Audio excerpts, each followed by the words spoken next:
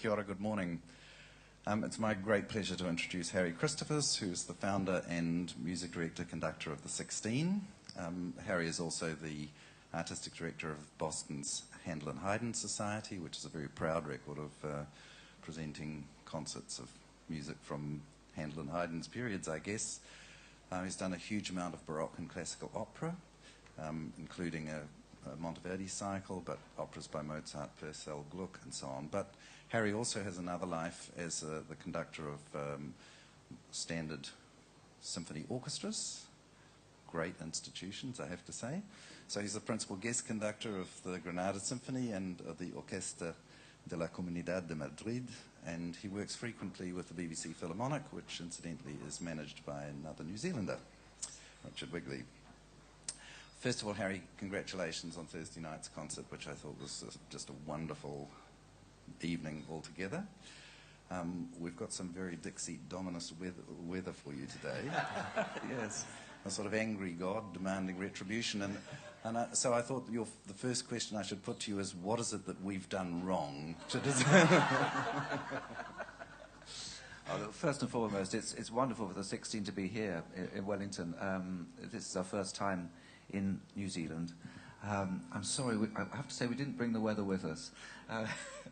But brilliant to perform a program of Handel in the town hall, which is a fantastic venue for our music. At least we thought it was, because it didn't cloud all the sort of style that we work on, but it also allowed the vibrancy, I think, of the choir and orchestra to come across.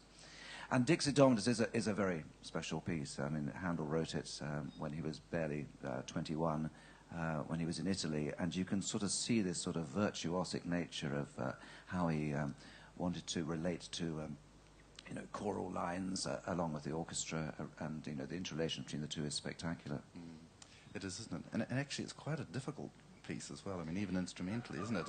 It certainly is. Yeah. Yeah. I mean, right from the very opening, the first violins have a really nasty phrase. I mean, actually, and of course, that actually shows Handel at his youth, really, because by the time he gets to the later oratorios and operas, he's really mastered what is playable. Yeah. Yes, indeed.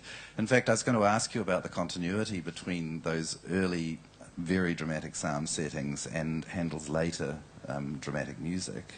And in particular, I noticed that you've been involved with a stage production of Saul. And would you like to tell us about that? Yes, I mean, I always believe it doesn't, that Handel always remained the man of opera. I mean, his early craft was in opera. He was always the businessman. So when he saw the opportunity in England of a country bereft of opera, he grabbed that opportunity and came.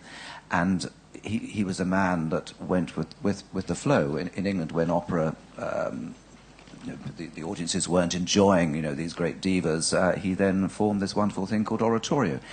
But even in oratorio, be it Messiah, Samson, Saul, Jephthah, any of these, he's still the man of opera. He's still got this insight into character. And, there is always the libretto. If you look at Samson, for instance, or Saul, there are stage directions in the libretto, so he was always thinking of that, which therefore I see as a perfect perfect idea to then start staging these works. And of course the other thing with all those biblical stories is that they relate so much to the modern day. This production of Saul, which he did in Buxton in the Derbyshire Dales, it's the oldest opera house standing outside London in England. It's beautiful.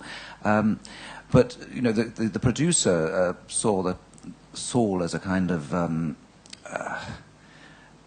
there's an American tyrant, basically, a McCarthy-esque figure in essence, and that was the idea of the whole opera, which worked very well mostly. There were one or two bits which didn't quite. The producer set it between starting with